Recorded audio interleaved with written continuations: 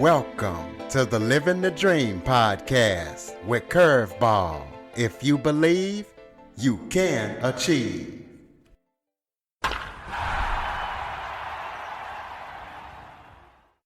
Welcome to the Living the Dream with Curveball podcast, a show where I interview guests that teach, motivate, and inspire.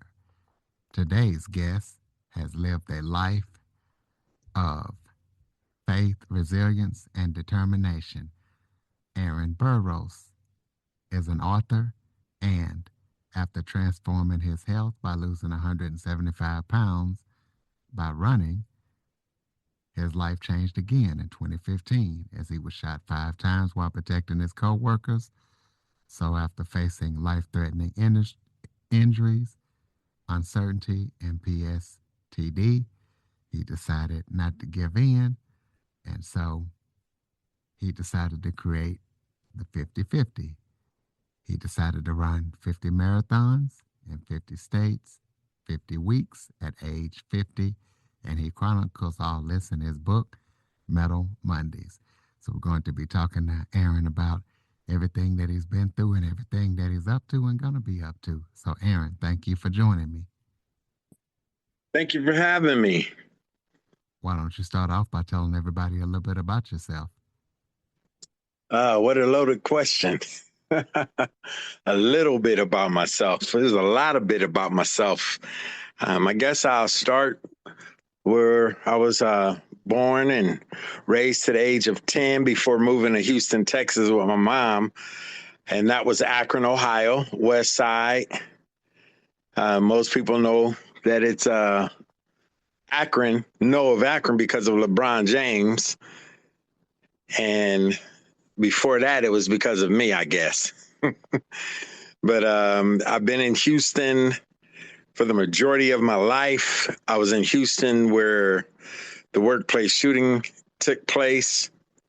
And I was in Houston until recently, as of January, when I was married to my lovely wife, Helena Grace Green Burros. And now we're residing in Fort Worth, Texas. I have a crew, if you want to call it that, kids, a crew of kids, and some grandchildren. And currently, I just turned 55 this past January as well as getting married. And the last, I would say, 10 years of my 15-year running journey has really been a living nightmare, a living hell, and something I wouldn't wish on my worst enemy. Well, before we get on that shooting, your transformation started long before that. What motivated you to make a lifestyle change and lose 175 pounds? Well,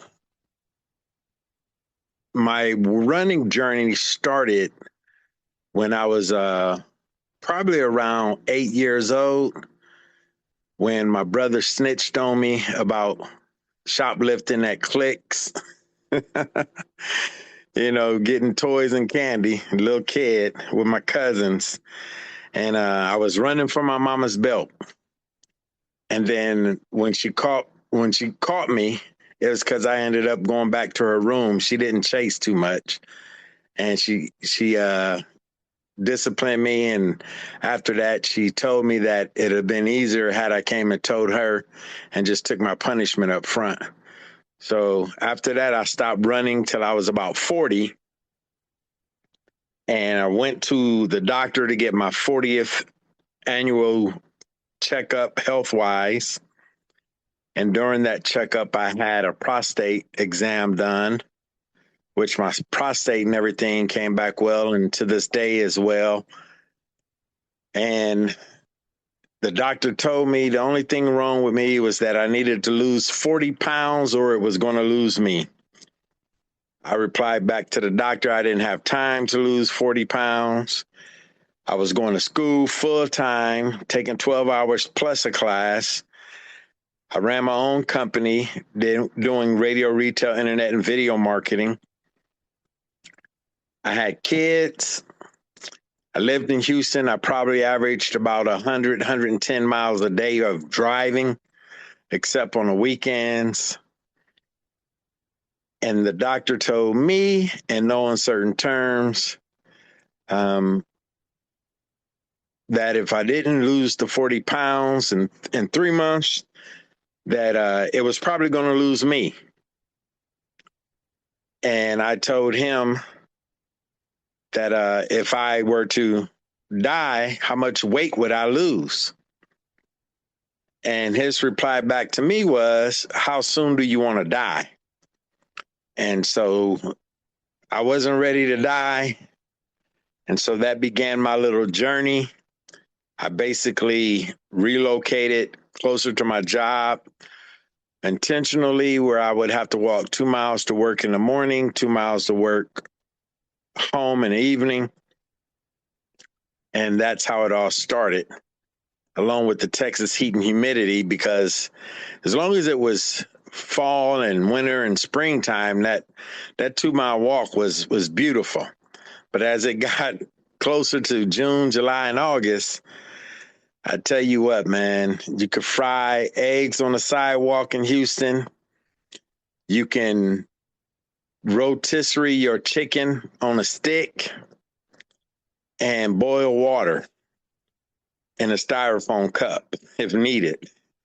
And so I began to walk quicker and quicker, and that quick walk turned into a little jog, to where I tried to jog to work 15 minutes. And that 15 minutes, when I was finally able to run 15 minutes, I ended up adding 5 more minutes to it. 15 turned to 20, 25, 30, 35, 40, and got up to an hour. And then when I hit an hour, I added 10 minutes to it until I could run an hour and 10 minutes. 10 minutes turned to 20, 25, 30, 35, 40, all the way up till I got to 2 hours. And in that first 2 months, I lost 40 pounds, which was a month sooner than the doctor had given me. I also found running to be relaxing. I also found it to take away stress. I was sleeping better. And I eventually ended up, along with the running, changed my diet. And in the first year, I lost 100 pounds. And then the next 4 years after that, consecutively, or I shouldn't say consecutively, in that next 4 years, I lost a total of 78 pounds. So in the first 5 years, I lost 178 pounds, which was the average size of a man in the world at 168 pounds. And I ran pretty much everywhere at that point, because gas was about $5.30 a gallon just for your regular back then. And also my truck had broke down and I needed a new engine. And so I wasn't going to spend that money on that. And so I decided to pay down my debt and enjoy running. Picked up biking, and would cycle and run everywhere pretty much. And then eventually I got into being asked if I ever thought about running professionally.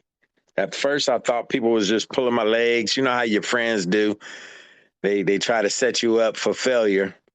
But I had people asking me, was I a professional trail runner? Have I ever thought about running professionally? And then it wasn't until I actually had professional athletes asking me that I even considered it. And then one day I went to church and my pastor asked me, he said, "Big man, you ever think about running professionally?" And at that point in time, I said to myself, "I hear you, God." And he told me about a friend of his that coached their little track workout team with Fort Bend Fit in Sugar Land, Texas. And Andy Stewart was the gentleman's name. And he set a meeting up with me and him and I, and I ended up meeting with him and talking to him and decided that I was going to run professional and had committed to it and signed up for my first race at trail running over Texas, Brazos Bend 100, the 50 miler. And I was on my way. So I thought to a prosperous trail running professional career. Let's take a quick break. In Kansas, blind vending operators are vanishing without a trace. No bodies, no witnesses, only silence. Detective Michael Miguel thought he had seen everything, but this case pulls him into something far darker, a web of institutional corruption so deep it was never meant to be uncovered. When vulnerable blind people disappear and bureaucracies close ranks, one question remains: who will fight for justice? As Miguel digs deeper, he uncovers a conspiracy reaching the highest levels of power, a system that exploits the very people it was designed to protect. The truth is buried in paperwork, hidden behind closed doors, guarded by those who have everything to lose. Some conspiracies hide in plain sight. This one hides in the dark. Iron Cane Media presents The Blind Conspiracy, written by Mikhail Battles Sr., available now on Amazon.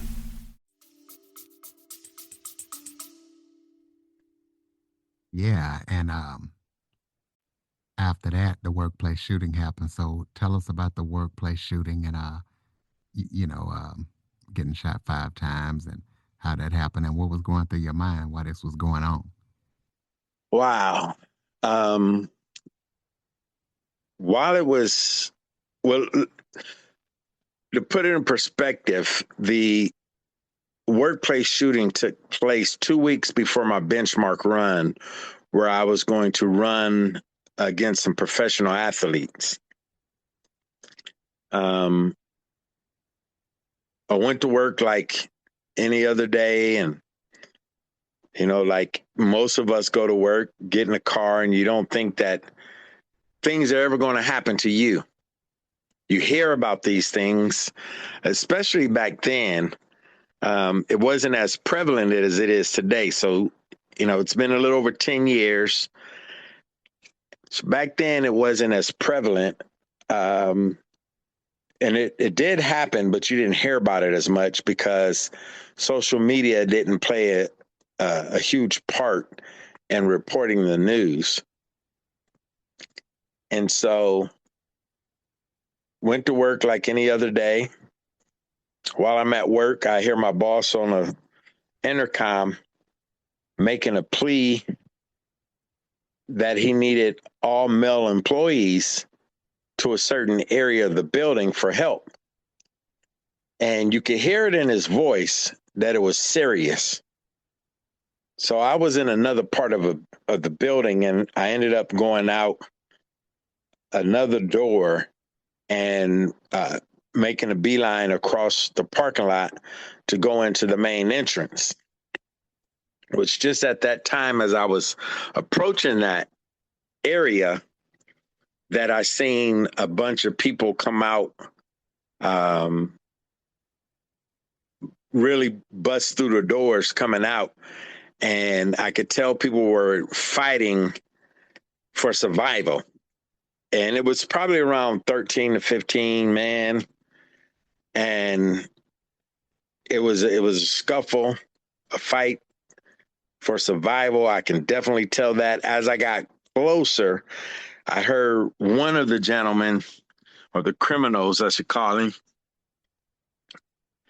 he told another guy that was with him to go get the tool and put in work.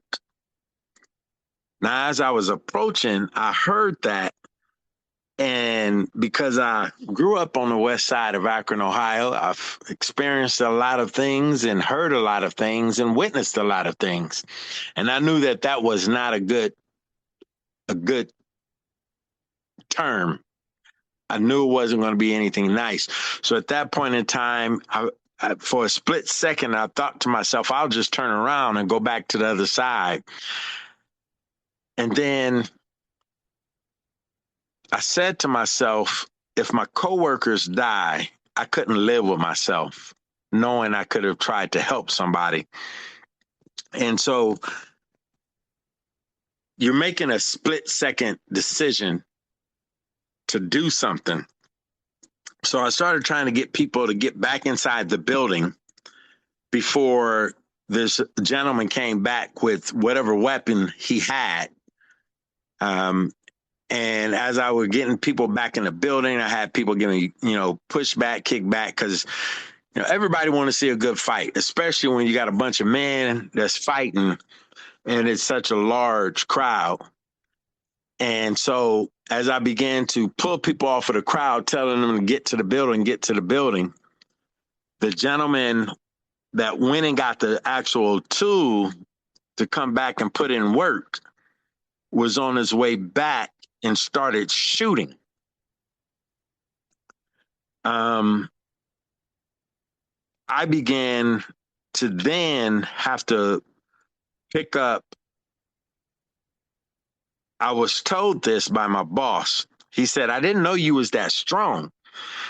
And later I talked to him. I said, well, what you mean? He said, you picked up 3 grown men and body slammed everybody to the concrete. Now, I didn't realize it that I had did that, but I did. And what it caused was one of the assailants that was holding like the 3 guys, a security guy and 2 other employees, he had them locked up with him. It caused them to break apart, 2 other guys. Well, he was holding on still to the security guy, and the security guy had one of his arms trying to prevent him from going into a pocket, a waistband or something to get a weapon. And in doing so, I ended up getting this security guy apart, holding the guy's hand, getting the security guy free, and I had the other guy by his neck with my left arm, and I was pulling him back. And the gentleman, or the criminal, I should say, the other assailant that went and got the tool to put in work, he was shooting people as they ran away. But once I got everybody loose and only had the what I call the ringleader, the guy that told him what to do, he shifted his focus on just me. And when the guy that I was holding told him to shoot me, I thought to myself, you idiot, how you gonna shoot me? And I'm like, I had this guy in front of me. I had my arm around his neck and holding his hand to keep him from getting whatever weapon he was trying to get, but he was in front of me. The other guy was probably about 6 feet away, and he aimed the rifle and he shot me in my upper left torso. When he shot me, the gentleman that I was holding, he headbutted me backwards and in an attempt to buck me off of him, but I had him by the throat, so I pulled him down with me because I thought to myself, if I fall by myself, this guy is just going to unload on me. And so I put him down, and he was on top of me while my back was on the ground. And the guy walked up on us, and he told me to let his NIGGA go. And I let him go, and I put my hands up while I was on my back. My feet were bent. And I tried to convince them to just go on about their business. Nobody's, at this point in time, I'm like, nobody's dead. Just going about your business. You can hear the police coming. The guy stood up, kind of like straightened out his clothes and stuff, and he looked at me and he looked at the other guy and told the guy to kill me. And so the guy stepped up closer, pointed the rifle at me, and he said, I bet you next time somebody tell you to let they NIGGA go, you will. And just in that instance, right then and there, it seemed like everything just slowed down, like it was slow motion. And I remember thinking to myself, Lord, is this what it's like before somebody murders you? Because I had a peace that I can't explain. I had a calm that I can't explain. And I began to think about my kids. Who was going to tell them that their dad got murdered at work? How each one of them was going to respond? Who was going to help them through it? I thought about who would need more help than the other. And as I was thinking about this, my attention was drawn to the rifle, to the trigger finger of the shooter. And it was as though I could see him pulling his finger back ever so slowly. And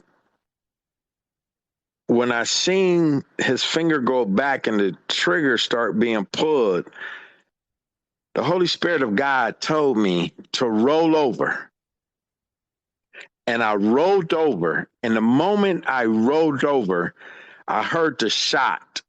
And that bullet, which would have been center mass, which would have went dead into my chest, hit behind on the ground. And then the Holy Spirit told me, jump to your feet and run.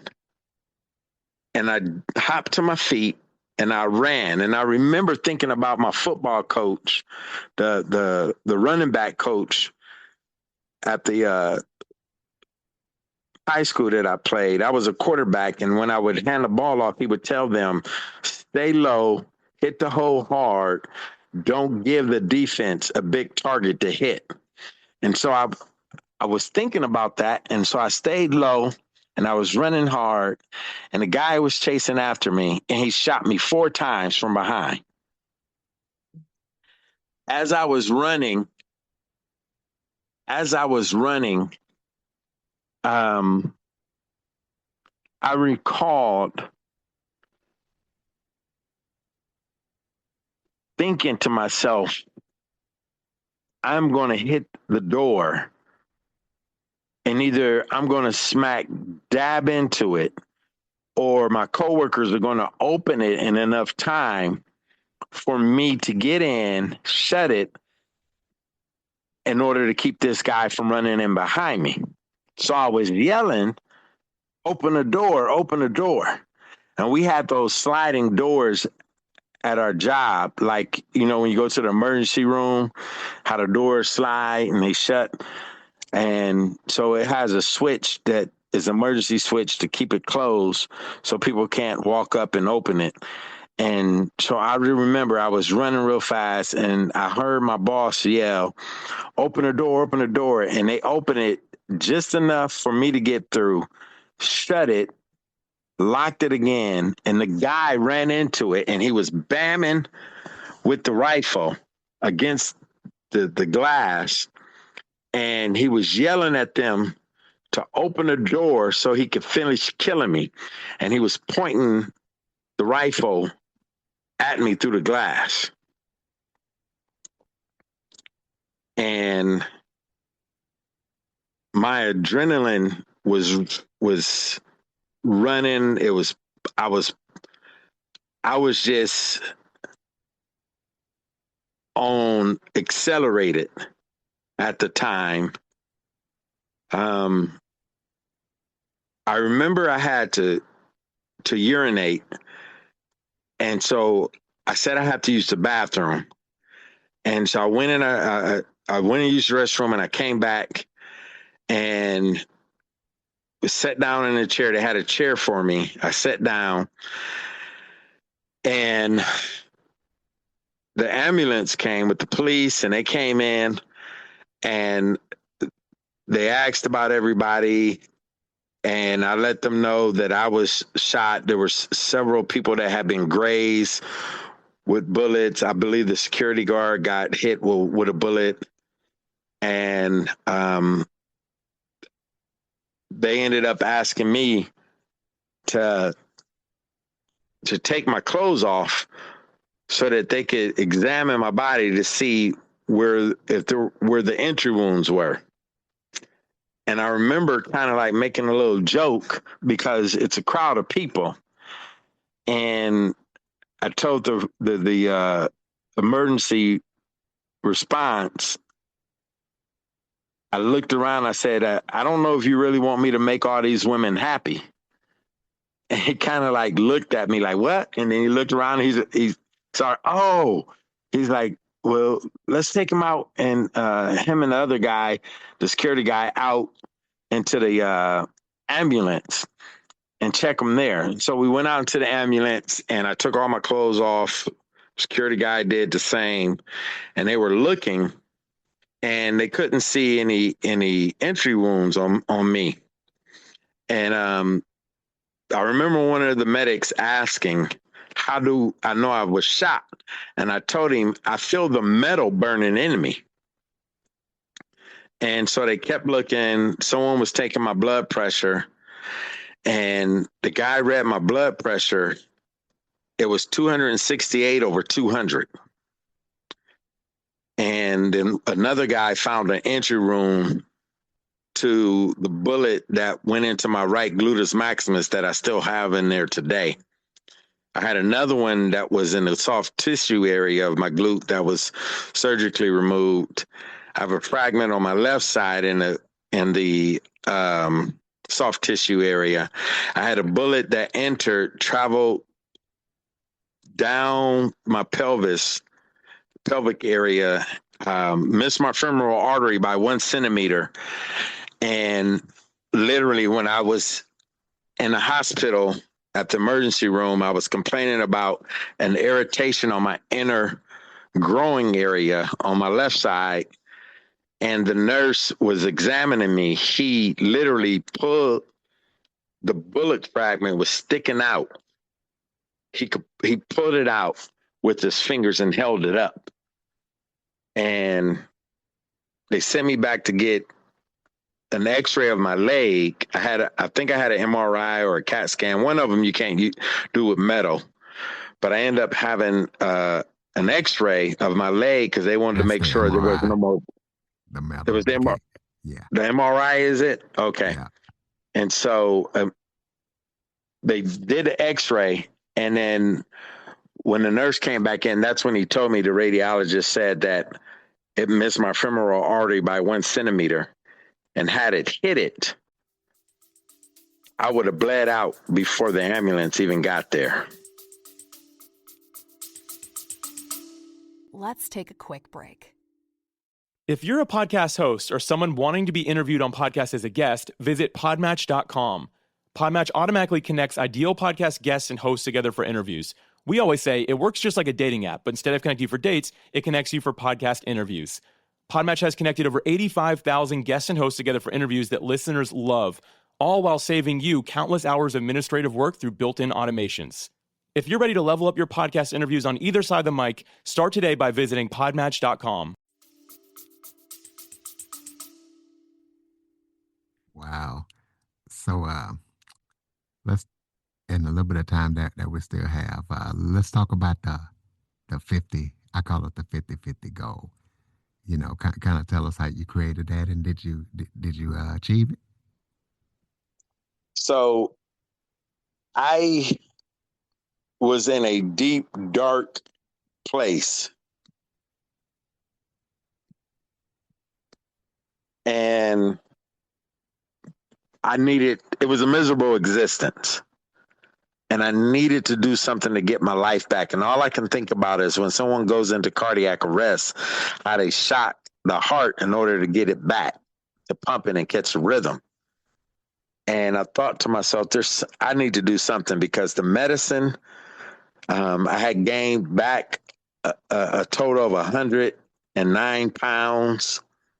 Of the 178 I lost, my depression from, I had runner's depression, then I had depression from the PTSD. I had depression from gaining all that weight back, being back over 300 pounds. And it was just a miserable existence. So I came up with this quest to do 50 marathons in 50 states in 50 weeks while trying to raise $50,000 for St. Jude's Children's Research Hospital.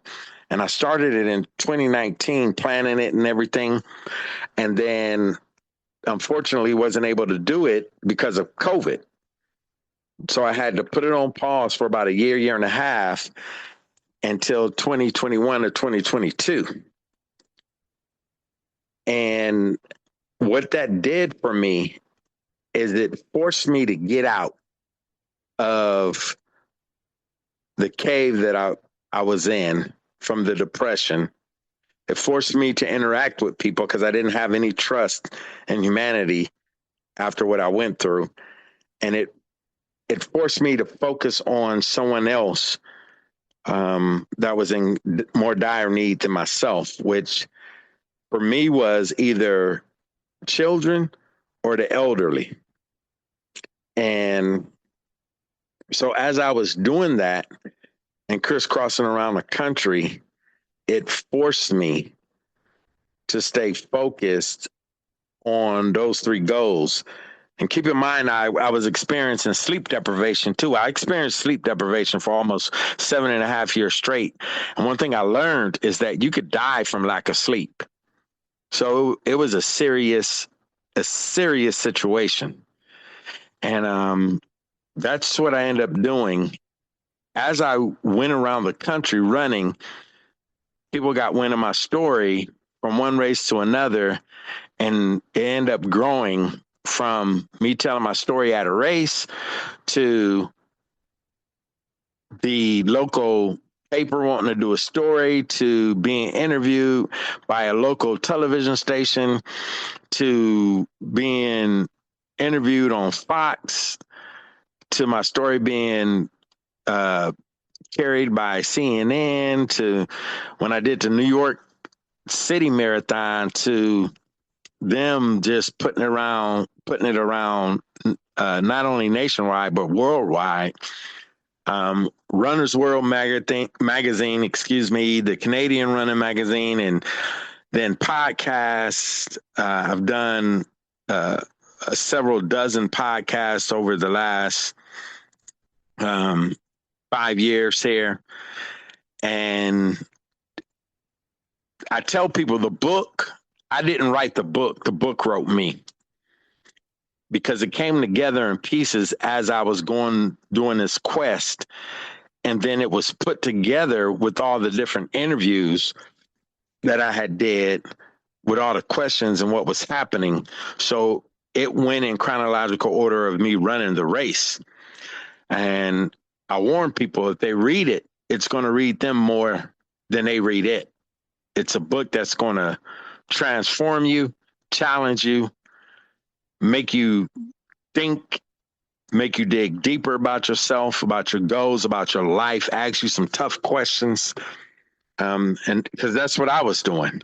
And so it's really like, people have told me it's like them being on the race with me, them traveling with me from week to week. I've had grown men that I've met, total strangers, that have just walked up to me and just motioned their hands. They couldn't even form the words for a hug. And I hugged them, embraced them. I've wept and cried with men who have been in Afghanistan for 10 years, to Iraq, to police officers, to first responders, to everyday Joes who have gone through something traumatic. Just telling people that I've, in the last 2.5 years, going on 3 years this September, I've hugged more men and cried with more men than I have ever in my entire life. And it's been very, very challenging. running for your mental health and well-being, because all the stigmas are true. And it's those stigmas that keep us from men getting the mental health that we need, the mental health help that we need, whether it's the military, whether it's police, first responder, whether you've been through something traumatic. I've heard it all. I've heard all the, oh, he must not be a real man. I've heard real men don't cry. Oh, he must be weak. He must be broken. Something's wrong with him. I've heard it all, but I was in such mental anguish and pain and emotional on top of the physical that it didn't matter to me what people said. And I heard it from family. I heard it from friends. I even heard it at church when I would go out and cry at the altar. And there's no getting around it. But at the same time, I try to talk about it because I know what it's like to be there. And I've had stories of success where I've been able to rejoice with people and celebrate with them. And I've had stories where people have committed suicide, men have committed suicide. And so I'm committed to sharing my story and raising awareness for charitable organizations. So I tell people, if you can get in contact with me on Facebook, Aaron Burros, or on Instagram, @TheRunningServant, connect with me, send me an email, aaronburrows@yahoo.com. And you want to get a copy of my book for yourself or a loved one, a first responder, or a stranger, I give my book away to those who are willing to make a donation of any size, especially when I'm at events.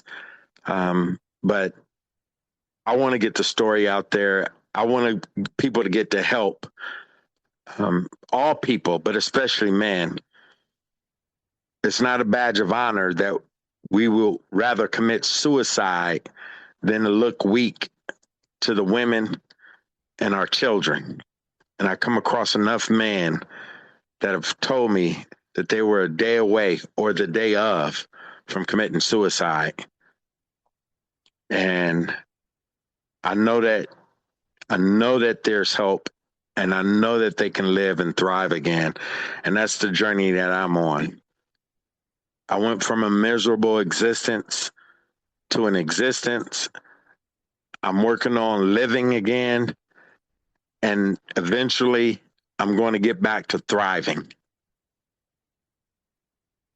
Absolutely. And I definitely appreciate you for sharing the story with my listeners. Are there any other upcoming projects that you're working on that listeners need to be aware of as we close out? No, this right now is not only me healing, but helping. If anybody want me to come speak to them, speak to a group, speak to an organization, I'll fly across the world to speak to one person if it means helping them, saving their life where they don't commit suicide. I'm just committed to this. I know what it's like to be in that desperate situation. And I'm going to be running the Sydney Marathon coming up for an organization called No More Stigmas.